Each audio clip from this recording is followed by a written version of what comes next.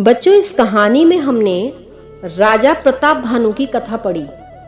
इसमें हमें राजा प्रताप भानु के स्वभाव के बारे में हमने ये जाना कि जो राजा प्रताप भानु थे वो केवल किसी एक राज्य के छोटे से राजा नहीं थे, बल्कि वो एक बहुत ताकतवर और बहुत अच्छे राजा थे।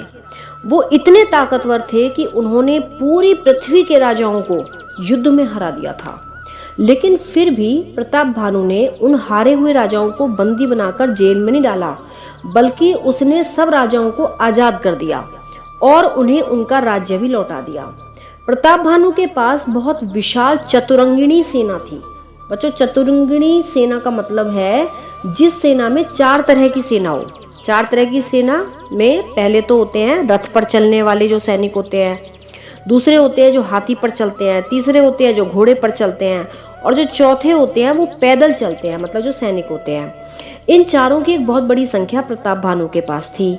प्रताप भानु चक्रवर्ती सम्राट तो था, साथ ही वो भगवान का बहुत बड़ा भक्त था और सभी लोगों से बहुत प्रेम करता था। इसी वजह से उसके राज्य में सारी प्रजा बहुत सुख से रहती थी, किसी को किसी चीज की कोई कमी नहीं थी। उसका जो मंत्री था धर्मरुचि, वो भी भगवान का बहुत बड़ा भक्त था। वो हमेशा प्रताप भानु को अच्छी सलाह ही देता था। धर्मरुचि के कहने पर ही प्रताप भानु सबकी सेवा करता था। वो गायों की भी सेवा करता था, वो गुरुजनों की भी सेवा करता था, वो देवताओं की भी सेवा करता था। प्रताप भानु संतों की भी सेवा करता था, ब्राह्मणों की भी सेवा करता था। उसने सबके लिए बहुत सारे मीठे पानी के कुएं बनवाए थे, ब्राह्मणों के लिए घर बनवाए थे और उसने बहुत सुंदर सुंदर मंदिर भी बनवाए थे। इतना सब कुछ करने के बाद भी प्रताप भानु को बदले में कुछ भी नहीं चाहिए था।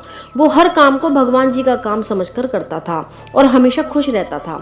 तो बच्चों, जो एक राजा होता है ना, वो ऐसा ही होना चाहिए। उसे हमेशा ऐसे ही काम करने चाहिए जिससे सब लोग खुश रहें, सुरक्षित रहें और जहाँ कोई भी गलत आदमी गलत काम ना कर पाए।